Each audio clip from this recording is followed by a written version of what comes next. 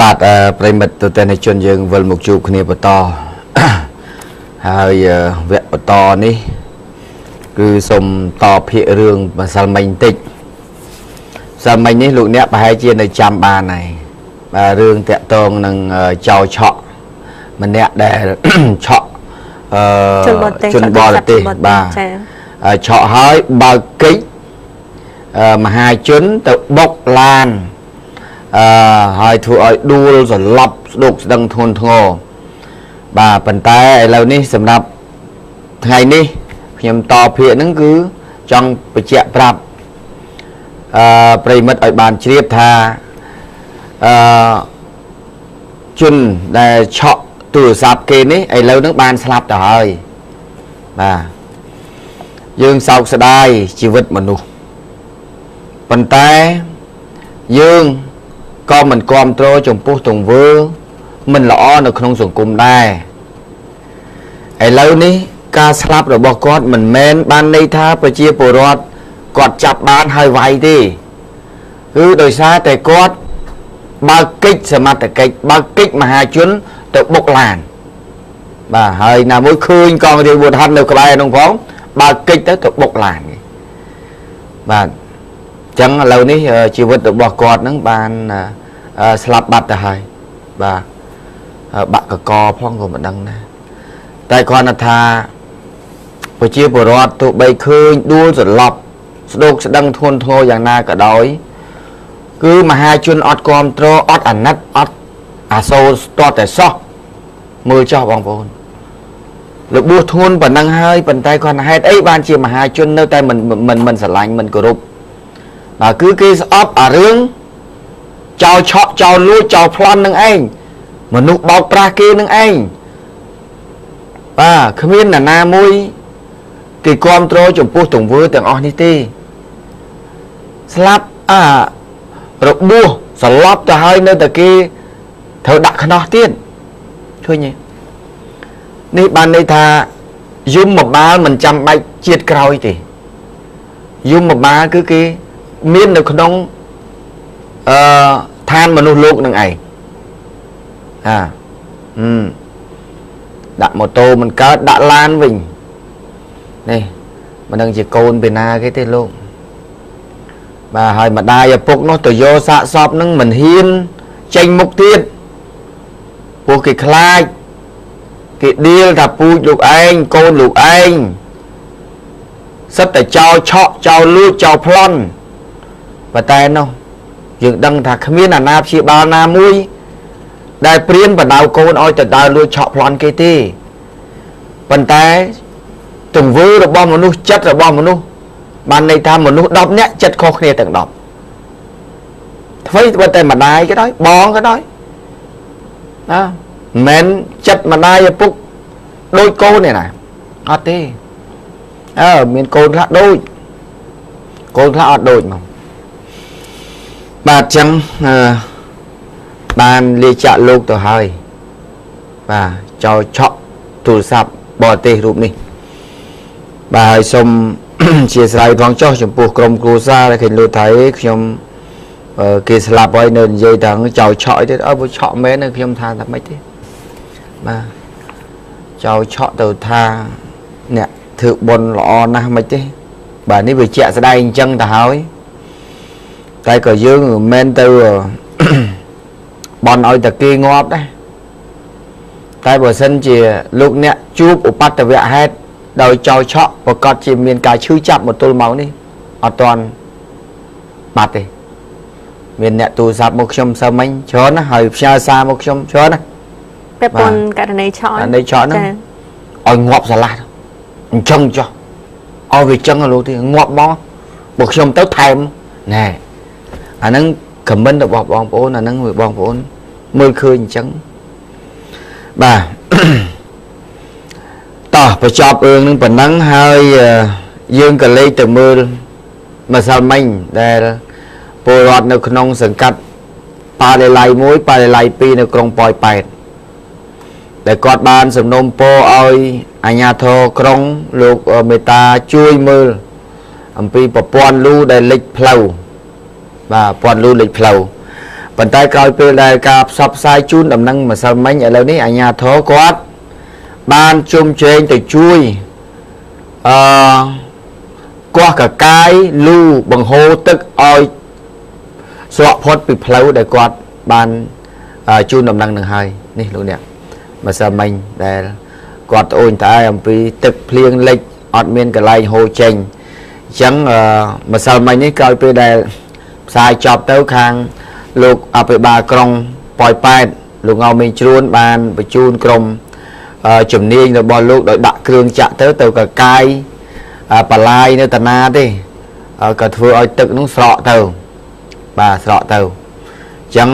ពលរដ្ឋគាត់នៅទីនោះគាត់អរគុណចំពោះអាជ្ញាធរចំពោះការទៅជួយកាយប្រឡាយនៅតំបន់កន្លែងគាត់ដែលទឹកលិចបាទអញ្ចឹងឥឡូវនេះម្សិលមិញគឺគ្រឿងចាក់បានយកទៅដល់ហើយបានកាយមកជួរនោះឲ្យទឹកស្រកទៅវិញហើយបាទហើយទន្ទឹមនឹងកាយរួចទៅហើយមានអីក្រៅពីពេលស្ងួតអីចឹងទៅដាក់ប្រព័ន្ធលូទេបានទឹកនឹងវាហូរស្រកទៅវាលឿនអញ្ចឹងរឿងទឹកលិចនៅយូរនេះម្សិលមិញក៏មាននៅនេះដែរណានៅទូកោកនេះដែរណាបាទដែលថាលិចយូរដែរហ្នឹងដែលភ្លៀងមកណាបាទប៉ុន្តែខាងអាជ្ញាធរខណ្ឌទូកោកក៏បាននិយាយដែរថាគាត់ដឹងហើយគាត់នឹងធ្វើហើយនឹងជាគម្រោងធ្វើរបស់ក្រសួងសាធារណការមន្ទីរសាធារណការក្រុងផងបាទនេះអ្វីដែលការយកចិត្តទុកដាក់របស់អាជ្ញាធរយើងសូមគាំទ្រប៉ុន្តែអ្វីដែលការធ្វើប្រងើយកន្តើយពេលដែលប្រជាពលរដ្ឋមានបញ្ហាធ្វើប្រងើយកន្តើយអាហ្នឹងពលរដ្ឋមិនគាំទ្រទេបាទយើងជួយគ្នាតិចទៅកន្លែងណាអាចធ្វើខ្លួនឯងបានធ្វើបងប្អូនពលរដ្ឋបាទរែងគេគ្នាធ្វើព្រោះអាហ្នឹងមុខផ្ទះយើងបាទយើងមិនធ្វើឲ្យស្អាតមុខផ្ទះយើងចេះមានពីណាមកសម្អាតផ្ទះយើងបាទតែបើរឿងធំយើងឲ្យអាជ្ញាធរជួយព្រោះផ្លូវសាធារណៈព្រោះយើងអត់មានលទ្ធភាពតោះឥឡូវនេះយើងសូមបញ្ចប់រឿងប៉ុណ្ណឹងហើយសូមបង្វែរអារម្មណ៍ទូទាំងនិជនក៏លេខទៅមើលរឿងនៅតកែវ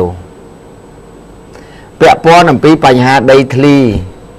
រវាងបងប្អូនឯងបង្កើតប៉ុន្តែរឿងនេះរឿងវាឈានទៅដល់ការចាប់ខ្លួន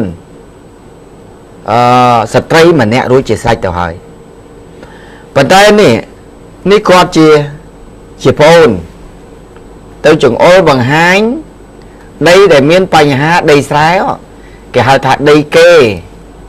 ដំណែលបាទដីគេដំណែលប៉ុន្តែសួរថាហេតុអីបានជាពីអ្នកបងប្អូនហ្នឹងនៅក្នុងឃុំគុះស្រុកត្រាំកក់នេះឆ្លោះគ្នារឿងអីដោយសារតែភាគីខាងបងនោះចោលប្អូនថាបានលួចលក់ដីអត់ឲ្យបងដឹងហើយឃុំក្រងដីមួយផ្នែករបស់បងនឹងទៀតអត់ឲ្យកាន់កាប់នេះខាងបងនិយាយចឹងប៉ុន្តែខាងប្អូននោះគាត់ថាអត់ទេខ្ញុំលក់តាដីចំណែកខ្ញុំទេ 17A ប៉ុន្តែបងនឹងគាត់ហេតុអីមកប្តឹងខ្ញុំបាទយើងស្ដាប់ភាគីម្ខាងយើងទៅយើងមើលទៅដូចជាស្ដាប់ទៅនិយាយស្ដាប់ម្ខាងនោះកាលនោះនិយាយទៅត្រូវដល់មកស្ដាប់កាលនេះនិយាយទៅត្រូវឲ្យចុះបើត្រូវទាំងអស់អញ្ចឹងតើអ្នកណាអ្នកខុសអ្នកណាអ្នកបំពេញឬអ្នកណាអញ្ចឹងរហូតដល់មានការចោទប្រកាន់គ្នាតាក់ទងនឹងរឿងតាំងខាងបងនេះចូលចិត្តប្រើឈ្មោះអ្នកធំមកបំពេញលើប្អូននេះក៏ដោយសារតែការមិនយោគយល់គ្នាតែខាងខ្ញុំនេះទន្ទឹមនឹងគាត់មកដល់ហើយខ្ញុំគ្មានអីក្រៅពីទី1ខ្ញុំសូមឲ្យធ្វើព័ត៌មានទៅដល់ទីតាំងហើយជួបទាំងសងខាងបាទក្រុមការងារខ្ញុំបាទខាងប្អូននេះចាំជ្រូកចាំអីផងផ្ទះគាត់អញ្ចឹងឥឡូវខ្ញុំបានជួបជាមួយនឹងភាគីទាំងបងទាំងប្អូនអស់ហើយរួមជាមួយនឹងខាងប្រធានភូមិទៀតផងបាទបងថាប្អូនទេជាអ្នកបំពេញបងប្អូនចោទថាបងទេជាអ្នកបំពេញប្អូនអញ្ចឹងទៅវិញទៅមកឥឡូវ ទីមួយខ្ញុំសូមឲ្យខាងភាគីខាងបងបាទភាគីខាងបងគាត់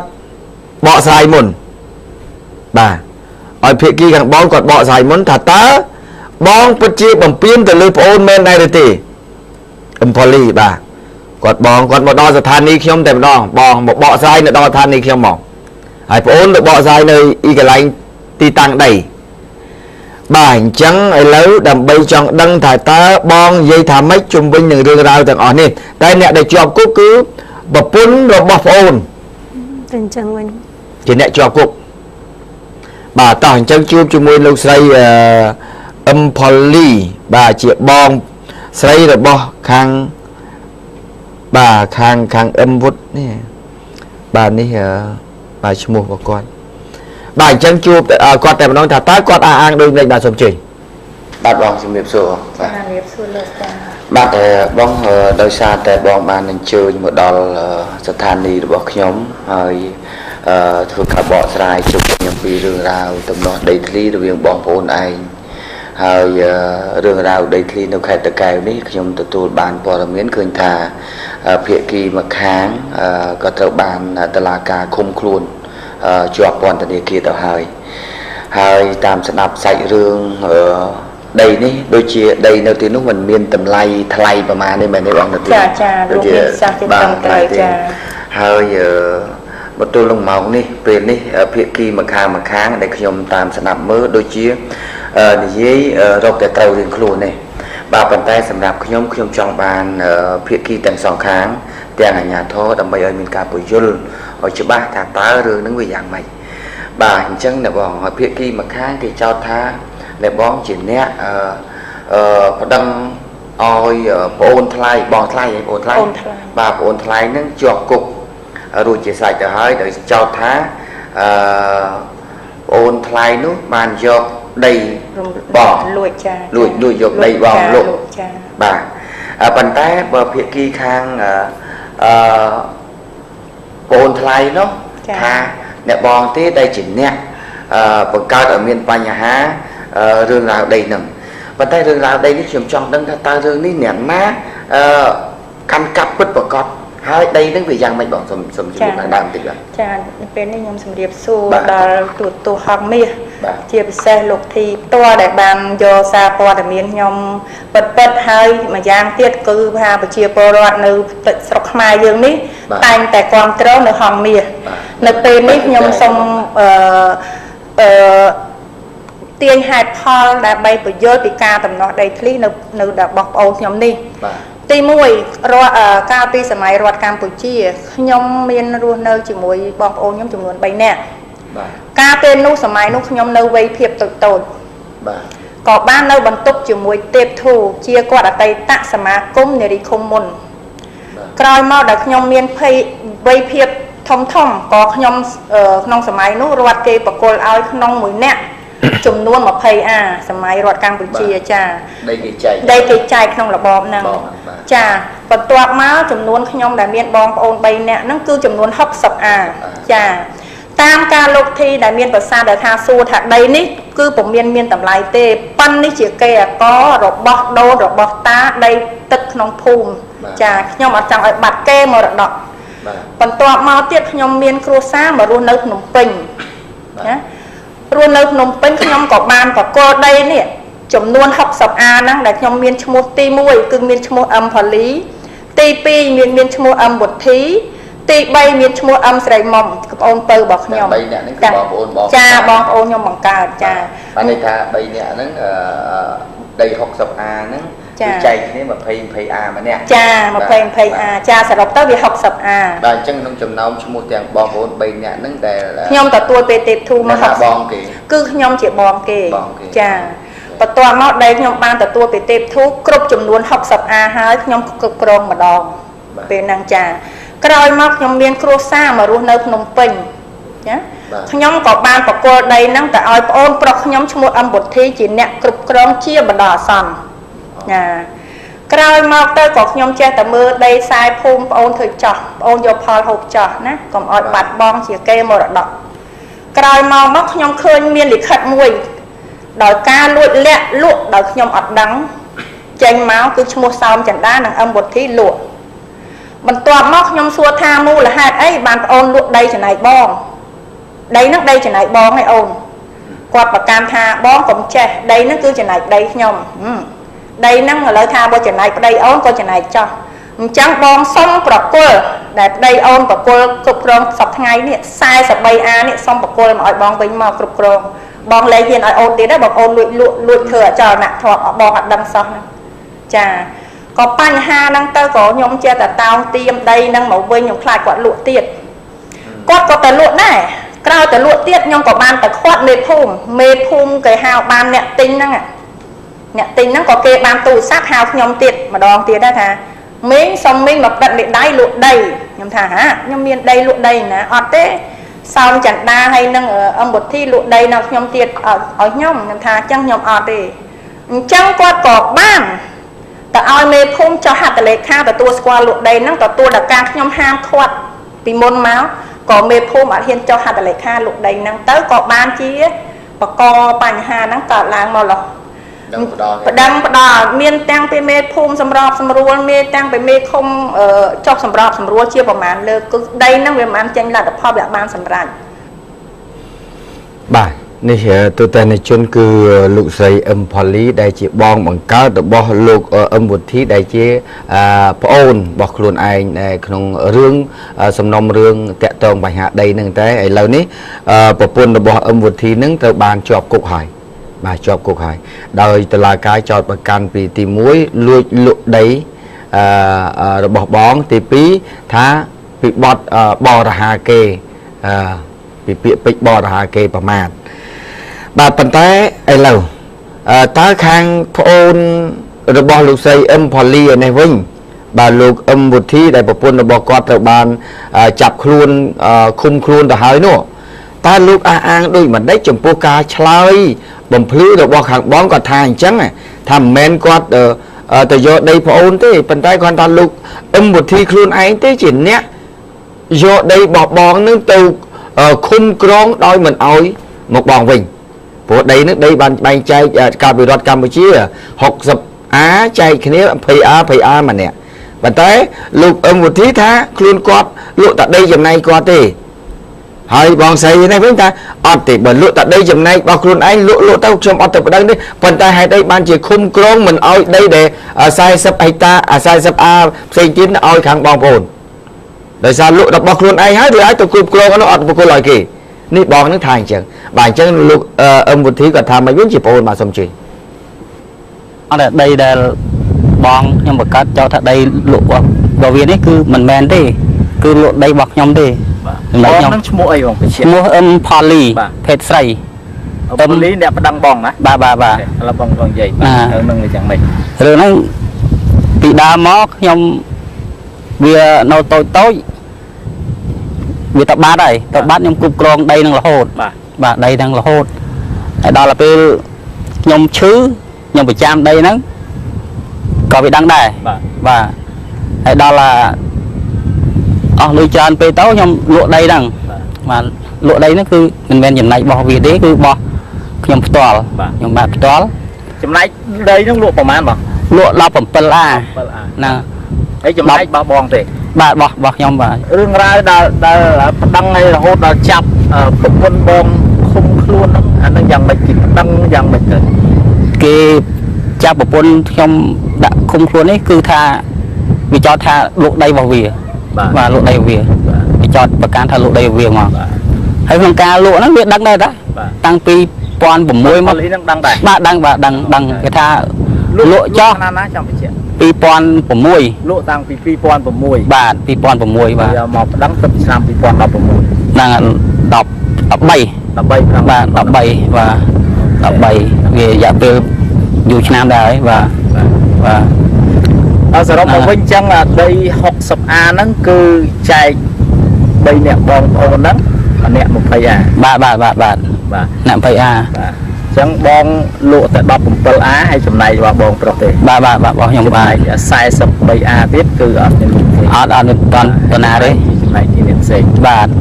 ให้จำในพอลีนึง ទីឲ្យមកទេពធូនៅកាត់ភូមិ បាទ បាទនៅហើយមួយទៀតឈ្មោះស្រីមុំហ្នឹងនៅអាមេរិកនោះខ្ញុំកាន់កាប់រហូតដល់កប់ថ្ងៃនេះបាទ បាទបងកាន់កាប់របស់ស្រីមុំ ស្រីមុំហ្នឹង បាទបាទបាទ បាទនេះប្អូនលោកស្រីផលីគឺលោកវុធី ដែលគាត់និយាយថាវាហ្នឹងបានន័យថាគាត់ចង់សម្ដៅទៅលើបងគាត់ហើយព្រោះធម្មតាភាសានៅឯជនបទវាហ្នឹងមិនមែនបានន័យថាស្អប់ទេ ចា បាទយើងនិយាយឲ្យចំទៅគឺគាត់យកភាសាក្រៀមភាសានៅតំបន់នោះអេវាអញ្ចេះវាអញ្ចោះហ្នឹងសំបីឲ្យខ្ញុំបងប្អូនឯងបង្កើតនៅនោះដោយបងមែនប៉ុន្តែគាត់វាហែងថ្ងៃ ចាយើងនិយាយស្មើគ្នា បាទអញ្ចឹងនេះការបកស្រាយខាងប្អូនគាត់ថាអញ្ចឹងប៉ុន្តែឥឡូវហ្នឹងរឿងវានៅតែនេះទេបងស្រីនោះថាមិនមែនប្តឹងអារឿងលក់ដី17ហិកតា17អានឹងទេអានឹងដីចំណាយរបស់ប្អូនលក់ទៅប៉ុន្តែបើថាលក់ហើយមិនក៏ទៅគ្រប់គ្រងអាដី40អាដែលរបស់ប្អូនមួយទៀតហើយនឹងគាត់មួយទៀតនោះបាទប៉ុណ្ណឹងឯងបាទឥឡូវចង់ដឹងបន្ថែមទៀតមើលអតីតអ្នកមេភូមិនៅនោះគាត់ដឹងលឺរឿងនឹងដែរបាទអញ្ចឹងជួបមើលមេភូមិបន្តិចទៀតបាទសូមជួយ 17 អាដែលលោកវុធីយកទៅលក់ហ្នឹងជាដីរបស់គាត់ពិតប្រាកដឬក៏ដីយ៉ាងម៉េចអាចបញ្ជាក់បានទេ បាទដីនេះតាមពិតទៅគឺគិតថាតាមពីខ្ញុំមកមុននិយាយខាងដើមថាខ្ញុំជាមនុស្សមាតុភូមិបង បាទ បានន័យថាខ្ញុំមិនអត់ទឹកដីនេះគឺខ្ញុំដឹងត្រឹមហ្នឹងឯង បាទ បាទដូច្នេះគឺខ្ញុំឃើញលោកវុធីនេះគាត់មកកាន់កាប់ធ្វើស្រែអាស្រ័យផលទៅទីនោះឯង បាទ ដូចជាក្រោយមកលោកដីនឹងទៅឲ្យអូនខ្ញុំ បាទបាទ បានន័យថាខ្ញុំក៏បានចុះហត្ថលេខានឹងដែរ បាទ បានន័យថាគាត់លក់ដីចំណែកគាត់មែន បាទ បាទ ចឹងមិនមែនលក់យកដីអ្នកផ្សេងមកលក់អញ្ចឹងជាចំណែករបស់គាត់ពិតប្រាកដ រឿងដីដែលគាត់ចែកគ្នាបបជាមួយលោកស្រីផលីនឹងខ្ញុំមិនដឹងថាចែកគ្នាប្រហែលអ្នកឬប្រហែលអ្នកប៉ុន្តែលោកនេះមកលក់មួយចំណែក មួយចំណែកទេ បាទដីហ្នឹង ហើយលក់ឲ្យប្អូនបង ខ្ញុំ ប្អូនបាទ បាទមួយតែប៉ុណ្ណឹង បាទ បាទ បាទនេះគឺលោកអតីតមេភូមិ ប៉ុន្តែលោកមេឃុំគូសឯនោះវិញគាត់បានទូរស័ព្ទមកប្រាប់ខ្ញុំបាទនៅពេលដែលក្រុមការងារខ្ញុំទៅដល់នោះហើយរួចហើយគាត់ដឹងថាហងមាសមកធ្វើការងារពិតហើយអញ្ចឹងគាត់ក៏ទូរស័ព្ទកាត់មកសួរប្រាប់ខ្ញុំមកគាត់ថាលោកទីតាមពិតទៅរឿងនេះគាត់ពីបងប្អូនបកកើតទេហើយខ្ញុំដឹងថាតាមពិតឥឡូវទទួលស្គាល់ហើយភាគីប្អូនលក់ដីចំណែករបស់គាត់ប៉ុន្តែលក់ដីចំណែករបស់គាត់ប៉ុន្តែកុំគ្រប់គ្រងអាដីចំណែករបស់គេគាត់ថាចេះដោយសារប្អូននឹងគ្រប់គ្រងអាដីចំណែក40អារបស់គេនោះអត់ឲ្យទៅគេនឹងហើយបានគេប្តឹងអញ្ចឹងអា17អារបស់លោកវុធីដែលលក់នឹងក៏លក់ទៅប៉ុន្តែមិនក៏មិនបកគលអាដីដែលចំណែករបស់គេមកឲ្យគេវិញអាទៅនេះឲ្យដែលនាំឲ្យរឿងបាទនេះគាត់លោកមេឃុំគាត់ថាអញ្ចឹងបាទហើយលោកវុធីគាត់និយាយថាលក់តែដីចំណែកគាត់ឥឡូវម្សិលមិញហ្នឹងលោកផលីដែលជាបងលោកស្រីផលីដែលជាបងរបស់គាត់បងស្រីរបស់វុធីបកកើតហ្នឹងខ្ញុំសួរថាចុះឥឡូវរឿងហ្នឹងវាប្រពន្ធរបស់លោកផលីជាប់គុកហើយឥឡូវចង់បញ្ចប់បញ្ហាទេចង់ឲ្យអ្នកនោះចេញពីគុកវិញទេហើយចង់បញ្ចប់ដោយវិធីណាគាត់ក៏បានលើកឡើងថាខ្ញុំអត់មានចង់រឿងរ៉ាវជាមួយប្អូនឯងទេប៉ុន្តែប្អូនទេដែលបង្កើតឲ្យមានបញ្ហាមិនចេះចប់មិនចេះហើយឲ្យតែអាដីនោះមកចប់បាត់ហើយតែមកពីគាត់អត់ឲ្យអាដីនោះអាដីរបស់គាត់លក់ក៏លក់ទៅចោះតែឲ្យចំណែកដីមកនោះព្រោះចែក20អាម្នាក់ណែគាត់ថាអញ្ចឹងបាទអញ្ចឹងចុងក្រោយគាត់ថារឿងតឡាការគេសម្រេចអត់ខុសទេត្រឹមត្រូវណាស់តែមិនមែនបានន័យថាគឺឃើញតឡាការសម្រេចចឹងហើយឲ្យខាងនោះជាប់គុកគាត់ថាត្រឹមត្រូវប៉ុន្តែគាត់ថាគឺយោងតាមឯកសារគឺប្រកាសអញ្ចឹងមែនបាទអញ្ចឹងអ្វីដែលចុងក្រោយគាត់ថាសុខចិត្តបញ្ចប់តែឥឡូវនេះឲ្យតែប្អូននឹងបកគលអាដីចំណែករបស់គាត់ហើយនឹងចំណែករបស់ប្អូនមួយទៀតនៅក្រៅប្រទេសឲ្យគេមកតែប៉ុណ្ណឹងទៅគឺបញ្ចប់បញ្ហាហើយឲ្យគ្រួសារនឹងទៅសម្របសម្រួលជាមួយតុលាការសម្ដេចចេញទៅចប់ហើយរឿងហ្នឹងឲ្យតែបកគលដីនឹងមកវិញមកអាដីចំណែករបស់គេអាដី17អារបស់យើងលក់ក៏លក់ទៅព្រោះបានពេលនោះលក់បានប្រហែលបានតែ1.70 លានហ្នឹង រៀល ចា ណាមិនដុល្លារ ចា 1លាន70,000រៀលទេបាទនេះតាក់ទងនឹងរឿងដីនៅតកែវសុំប៉ុណ្ណឹងបាទព្រោះគាត់មកម្ខាងខ្ញុំស្ដាប់ដល់ម្ខាងទៅដូចលេងត្រូវរៀងខ្លួនអញ្ចឹងខ្ញុំជួបទាំងអស់អញ្ចឹងទៅបានដឹងថាវាមិនបាទអញ្ចឹងឥឡូវចេះតណាពីអ្នកបងប្អូននឹងបញ្ចប់ទៅហើយលោកឈុតវុឌ្ឍលោកឈុតលោកអឹមវុធីណាបងអូនបើសិនជាអ្វីដូចជាបងចោតប្រកាន់ថាលោកវុធីឯងជាអ្នកទៅគ្រប់គ្រងដីចំណែករបស់គេហ្នឹងសូមបកគលឲ្យគេវិញទៅគាត់ថាឲ្យតែបកគលអស់ហ្នឹងមកវិញមកគឺចប់ហើយចប់សពគល់អត់មានអីទៀតទេពេលបណ្ដឹងត្រូវដកអីចឹងទៅឲ្យសម្រួលតុលាការលែងប្រពន្ធមកវិញមកបាទនេះប៉ុណ្ណឹងរឿងរ៉ាវប៉ុណ្ណឹងនៅខាងតកែវដោយសារមកដល់ទាំងពីរភាគីស្រក់ទឹកភ្នែកយំម្ខាងខ្ញុំនឹងណាដល់ពេលយំទៅទាំងអស់គ្នាបើចង់ឲ្យហងមាសយំជាមួយដែរព្រោះមកដល់យំមកដល់ទឹកភ្នែកខាងនោះមកទៅថាម៉ែជាប់គុកហើយជួយផងហងមាសអើយណានិយាយចេះមកថាខាងអឹមផលីខូចដល់ពេលជួបអឹមផលីនិយាយចេះមកទឹកភ្នែកទៅថាប្អូនរបស់ខ្លួនឯងខូចដល់ពេលទៅសួរខាងឃុំខាងអីទៅរឿងវាទៅអញ្ចឹងបាទដូចដីនៅរតនគិរីថ្ងៃមុនហ្នឹងណាថាប្លង់ជាន់គ្នាហ្នឹងឥឡូវហ្នឹងឬថាខាងទីសូយោដីគេក៏សុខចិត្តថាទៅវាស់ឡើងវិញក៏បានដែរអាហ្នឹងទៅបញ្ចប់ទៅមានអីបាទខូចតែធ្វើអត់មានភាពស្មោះត្រង់តាចេះចង់ឈ្នះម្ខាងថាបានជាតែរឿងហ្នឹងវាខុសបាទទៅតែในជួនឥឡូវនេះយើងសូមបញ្ចប់ប៉ុណ្ណឹងចុះបាទហើយចង់បន្តទៅទៀតដែរប៉ុន្តែកុំអោយវែងពេកព្រោះទៅរឿងរ៉ាវសន្តិសុខច្រើនទៀតបាទឥឡូវសូមពេលសម្រាប់បន្តិចទៅតែในជួនបាទទៅទៀតយើងវិលមកជួបគ្នាបន្ត